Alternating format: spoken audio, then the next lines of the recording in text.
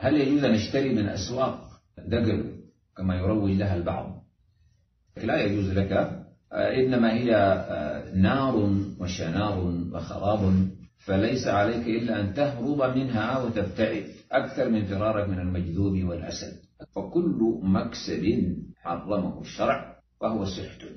الذين يزدحمون على أسواق تكتظ بأمتعة الناس التي نهبها المجرمون والسراق واللصوص من أراذل البشر وسفلة القوم وحثالة بني آدم، الذين سطوا على بيوت المسلمين في بلادنا، وسطوا على متاجرهم وعلى مؤسسات الدولة، وسرقوا كل شيء.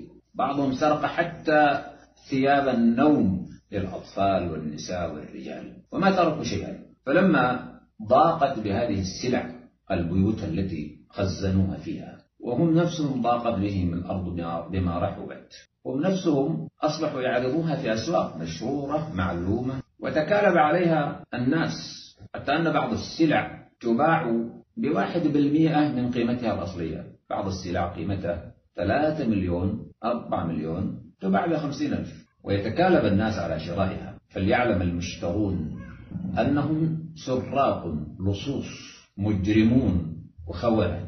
وبعض من عنده مال بلغنا أنه يأتي هذه الأسواق ويغتنم هذه الأسعار البخيسة والخبيثة، فيشتري، يأتي بدفارات وشاحنات ويشتري كل ما أراد بسعر بخس كأهله، ويذهب ويتاجر بها في الآفاق في ولايات البلاد. والله هؤلاء لا دين لهم ولا عقل معهم، بل هم كالأنعام، بل هم أضل، ولن يهنأوا بها بإذن الله. لا السراق ولا المشترون ولا المروجون لن يهنأوا بها بإذن الله. ستكون عليهم وبالا ودمارا وخرابا وسحقا في أعمارهم وأعمالهم وذرياتهم وأولادهم. ألا فليتق الله من كان في قلبه ذرة من إيمان، وليبتعد عن هذا المنكر الباطل الذي ما شهدناه في العصر الحديث ولا قرأنا مثله في التاريخ.